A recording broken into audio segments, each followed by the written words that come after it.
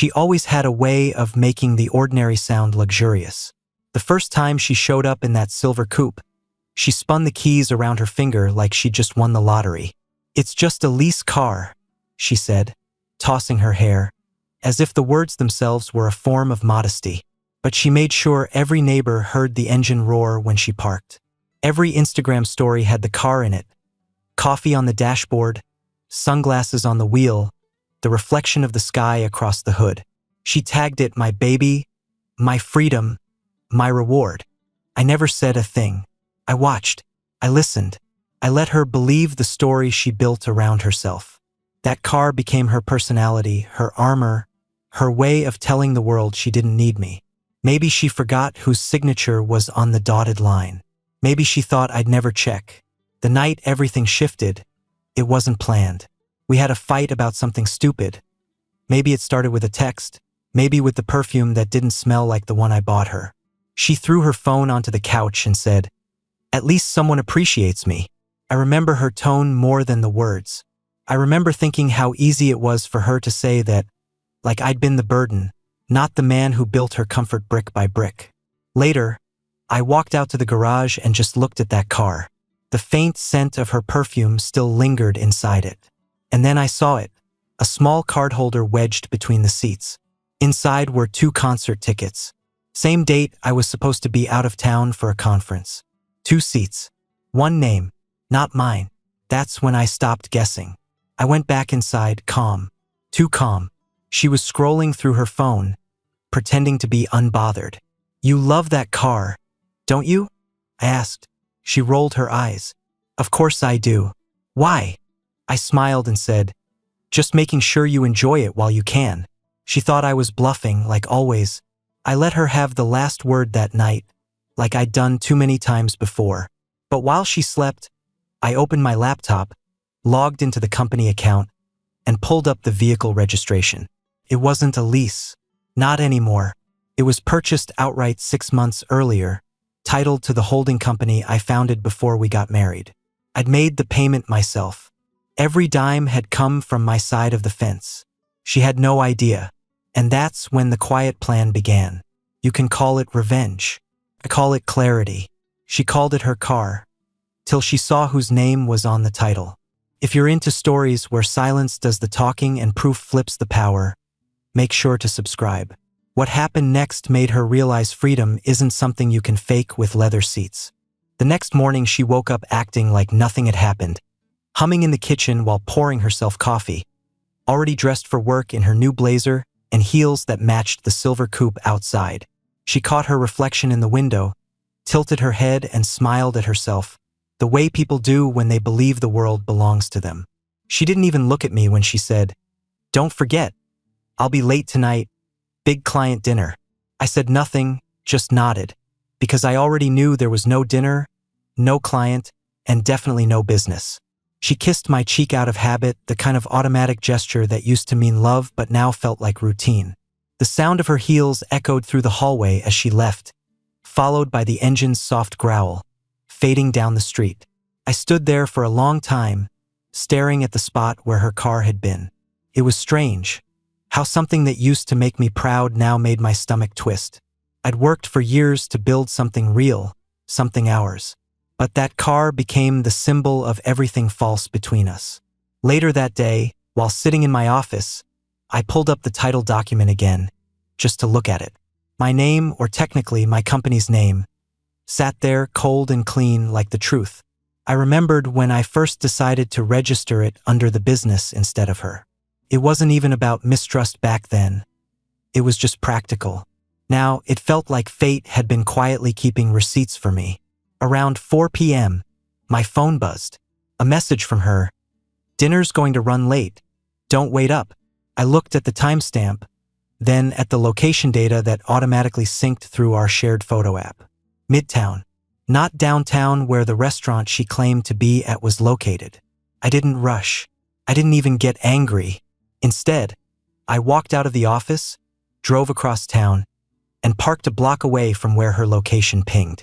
It was a boutique hotel, small, discreet, the kind that didn't advertise itself. I sat there in my truck, watching as the silver coupe rolled into the valet area. She stepped out, laughing, her hand brushing the arm of a man in a navy suit. The valet opened the door for her, and she didn't even hesitate before leaning in and kissing the guy. Not a friendly kiss. Not a mistake. Practiced one. I didn't take pictures. I didn't shout. I just watched long enough to be sure, then started my engine and drove off. On the way home, I stopped by my attorney's office. He was still there. He always worked late. "I need you to prepare a transfer," I said. "Vehicle model silver coupe. Move the title back to company ownership effective immediately." He didn't ask why. He knew that tone. I signed the papers, felt a strange kind of relief settle in my chest. By the time I got home, the driveway was empty. She hadn't returned yet. I poured myself a drink, sat on the porch and waited. Around midnight, headlights swept across the front yard. She stumbled out of the car, barefoot, heels in hand, hair messy. She looked at me, confused. "Why are you up?" I smiled. "Just waiting for you. Have fun at your business dinner." She froze, her mouth opening slightly, searching for the right excuse. "It ran late," she finally said, forcing a smile. "You could have texted," I said quietly. She shrugged, walked past me, and went inside. I didn't follow. I just looked at the car one more time, knowing what tomorrow would bring. She had no idea that the keys in her purse no longer meant ownership. I had the document that said otherwise, signed, sealed, and notarized. In that moment, it wasn't about anger. It was about balance. For once, I wasn't the fool standing in the dark. For once, the truth was mine to reveal, and I was in no rush to show my hand. Sometimes silence is the sharpest weapon you have, and mine was just getting started. The next morning, she acted like the night before didn't exist, smiling as she brewed coffee, humming some songs she must have picked up from the radio. She wore her favorite white blouse and gold earrings, the ones she usually saved for weekends or when she wanted attention. "Can you fill up my car later?" she asked. "The light's been on all week." I looked up from my laptop and said, "Sure, I'll take care of it." She smiled, kissed me on the cheek, and walked out with that confident sway in her hips that used to make me melt. But I didn't move. I just listened to the engine start, the sound fading down the street, and waited until silence filled the house. I opened the folder sitting beside me on the table, the transfer papers from my attorney. Everything was finalized. The title was now under my name alone, company stamped, signed, and certified. There was something almost poetic about that quiet piece of paper. It carried more weight than all the shouting and tears we'd shared over the years. I slipped it into a drawer, took my keys, and left for work. I spent the day as if nothing had changed. My coworkers laughed. Meetings ran long.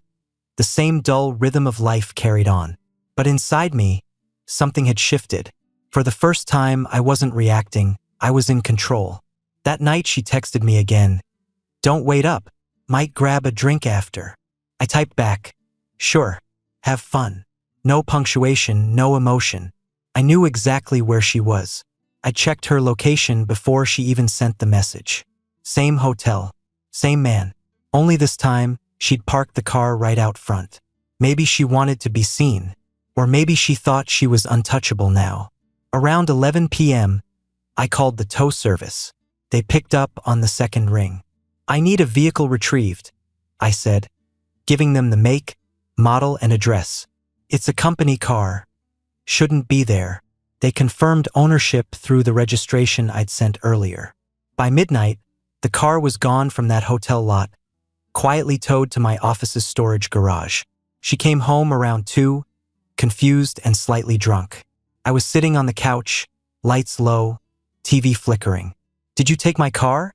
she asked, half laughing, half nervous. I looked at her and said, "Your car?" She blinked, taken aback. "Yeah, mine. It's not outside." I leaned forward. "You mean the one titled to my company? The one you said was just a lease?" She froze. Her voice cracked slightly when she said, "What are you talking about?" I stood up, walked over to my desk, and pulled out the document. I held it up so she could see the official seal, my name printed in bold letters. "You've been driving my car. You've been taking your boyfriend to dinner in my car. You've been posting selfies with my car." Her mouth opened, but no words came out. The color drained from her face. She stepped forward, reaching for the paper like it might disappear if she couldn't touch it. I didn't let her. "You always said it was yours," I continued, my voice steady. "Guess we both lied, just in different ways." She started crying, softly at first, then harder, her hands shaking. "I didn't mean to," she began, but I cut her off. "Stop. You meant every bit of it. Every post, every night you thought I didn't know. I just didn't say anything because I wanted to see how far you'd go." She looked small then, almost fragile, standing barefoot in that white blouse, makeup smeared, pretending to understand the gravity of what she'd lost. "Where's the car?" she whispered. "Safe," I said. "Somewhere it won't be misused again." She sat down, crying into her hands, and for the first time, I didn't feel pity. I felt peace. She built her identity around things she didn't earn, around illusions I paid for. That night, I realized something simple. I'd spent years giving her pieces of my life, and she'd mistaken them for gifts from the world. Now I was taking one piece back, and I wasn't done yet. The car was just the start. I still had the house, the accounts, and most importantly, my silence. A silence that terrified her more than shouting ever could. She didn't know it yet, but soon, she'd understand what it feels like to lose something that never truly belonged to you. She didn't sleep that night. I heard her moving around the house, pacing from room to room, calling her phone, probably hoping someone would tell her this was all a mistake. Around 3 in the morning, she came into the living room where I was sitting, staring out the window. "You can't just take my car," she said, her voice trembling. "It's not right." I didn't even look at her. "You mean my car?" I said. "The one you said was leased? The one you showed off to your friends like it was proof you'd outgrown me?" She stood there, breathing hard. "You're punishing me," she said, almost whispering. "You think this makes you better?" I turned then, met her eyes. "No," I said calmly. "It just makes things clear." The look she gave me wasn't anger, it was disbelief. Like she just realized the game she'd been playing had rules she never bothered to learn. "You loved me," she said suddenly, desperate. "You wouldn't do this if you didn't." I smiled a little. "I did love you. That's why I gave you everything. The problem is, you started believing you earned it." She tried to speak again, but I walked past her and went upstairs, leaving her standing there with her hands shaking. In the morning, I made coffee as usual, and she sat at the table, eyes red. "We can talk about this," she said quietly. "We can fix it." I took a sip and nodded slowly. "Maybe, but fixing things starts with honesty, doesn't it?" She hesitated. "What do you want me to say?" I placed my mug down. "The truth. About the hotel. About the man in the suit. About all those client dinners." She looked down, fingers twisting the edge of a napkin. "It wasn't serious," she said. "It just happened." I laughed. Not loudly, just enough to make her flinch. "You've been seeing him for 3 months. I know his name, where he works, what car he drives. You think I didn't check?" She looked up, shocked. "You found out everything," I finished. "And I waited, because I wanted you to feel safe enough to show me who you really are." Her jaw clenched. "You set me up." "No," I said. "You walked straight into the truth." I grabbed my briefcase, stood up, and added, "You might want to call an Uber today. The car won't be here for a while." Then I walked out, leaving her alone at the table. That day, I didn't go to work. Instead, I drove to the storage garage where the coupe sat behind a locked gate. The morning sun hit its surface, and for a second, I remembered the day I first gave her the keys. She jumped into my arms, laughing, saying I made her dreams come true. Now, looking at it, it just looked empty. I opened the door, sat inside, and for the first time, turned the key myself. The engine purred, smooth and flawless. It felt different, like taking back something I'd lost without realizing it. I drove to my office, parked it out front, and told my assistant to put a company sticker on the rear window. It wasn't petty. It was closure. Every client who walked in that day saw the car parked there, a symbol of what I'd built, not what I'd lost. Later that afternoon, she called me. I didn't answer. Then she texted, "Can we please talk tonight? I need to explain." I didn't reply. The silence was deliberate. That night, she showed up at my office, standing in the doorway like she didn't recognize the place. "Why are you doing this?" she asked softly. I looked at her for a long time. "Because you already did it," I said. "I'm just finishing what you started." She took a step forward. "I made a mistake." "No," I said. "A mistake is forgetting an anniversary." This was a choice, over and over again. Tears welled up in her eyes. "I didn't think you'd ever find out." I smiled faintly. "You really should stop underestimating me." She wiped her face, took a deep breath and said, "So what now? You take the car, what's next? Divorce?" I shrugged. "We'll see." I stood, walked over to her and handed her the keys. She looked confused. "What is this?" "Take them," I said. "Drive the car one last time if you want. But by tomorrow morning I want it back here. And after that you'll be hearing from my lawyer." She opened her mouth to speak, but no words came out. She just nodded, slowly, and left. I watched her walk across the parking lot, shoulders slumped, head down. The engine started, the car pulled away, and for the first time in a long time I felt nothing. No anger, no sadness. Just the quiet satisfaction of knowing the balance had finally shifted. The next morning came quiet and pale, the kind of morning that makes everything look washed out, like life itself is pausing for breath. She hadn't come home. Her side of the bed was untouched, her perfume faint in the air, but her things were still everywhere.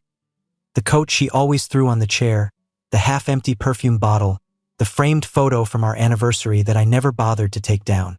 I made coffee not because I needed it, but because routine is easier than reflection. Around 9, I saw the car roll into the driveway. She stepped out slowly, wearing sunglasses though the sky was cloudy, her movements heavy, deliberate. She held the keys in her hand like they weighed 100 pounds. I opened the door before she even knocked. She didn't look at me. "It's back," she said quietly. "Good," I replied. "Leave the keys on the counter." She did. Then she just stood there, staring at the floor. "I stayed at a friend's," she said. "I needed to think." I nodded. "About what?" She hesitated. "About what I've done. About how I got here. About you." I leaned against the doorframe, watching her. "You mean about how you threw away everything real for something that looked good on camera?" Her eyes filled with tears, but she didn't cry this time. "I thought I was unhappy," she whispered. "I thought I needed more. But now I see I didn't even know what more meant." I sighed. "You wanted attention, not love. You wanted to be admired, not understood." She looked up at me then, and for the first time she didn't have a comeback. Just silence. "I can't fix this, can I?" she finally asked. I shook my head. "You can't fix what you never respected." For a moment, neither of us spoke. The house felt too big for both of us, like it belonged to ghosts now. She reached into her purse and pulled out a small envelope. "I wrote something," she said, placing it on the table. "Read it when you're ready." Then she walked past me and out the door without another word. I didn't follow her. I just listened to her footsteps fade down the walkway, the sound of her heels echoing against the concrete like punctuation marks on a sentence that had gone on too long. Later that day, I went to the garage. The car sat there, spotless, perfect, like none of it had happened. I opened the driver's door and found a folded note on the seat. It was her handwriting. "I'm sorry for treating your love like a possession. I know now I was the one leased, not the car." I read it twice, then folded it back and left it where I found it. Some things don't need closure, they just need distance. That evening, I drove the car one last time. Not far, just around the block, down the same streets where she used to wave at neighbors like a movie star. Every turn felt heavier than it should have. Every reflection in the window felt like a memory that had already aged. I parked it back in the garage, shut off the engine, and turned off the lights. That sound, the click of finality, was softer than I expected. Over the next few weeks, she moved out quietly. No drama, no arguments, just slow absence. I transferred the car officially back to company use, handed the keys to one of my managers, and never thought about it again. Or at least I tried not to. People say revenge feels good. But it doesn't. It just feels finished. There's a difference. Sometimes the real revenge is living better without the noise of someone who never understood your silence. Months later, I got a postcard from her. No return address, just a few words. You were right. I didn't earn any of it. But I hope you find someone who sees the man, not the empire. I read it once and threw it away. You don't keep relics of what was never real. That night, I sat on the porch, the same place I'd once waited for her, and for the first time in years, the air felt still. No pretending, no performance, just peace. I realized that everything she'd taken, trust, love, time, was already being rebuilt in silence. And when people asked what happened between us, I just smiled and said, she called it her car, until she saw whose name was on the title. If you've ever been in that place where proof replaced promises, where calm spoke louder than shouting, then sometimes the quietest revenge is just moving on. And if you want more stories like this, hit subscribe and stay tuned. The next one will remind you that the truth doesn't shout. It waits.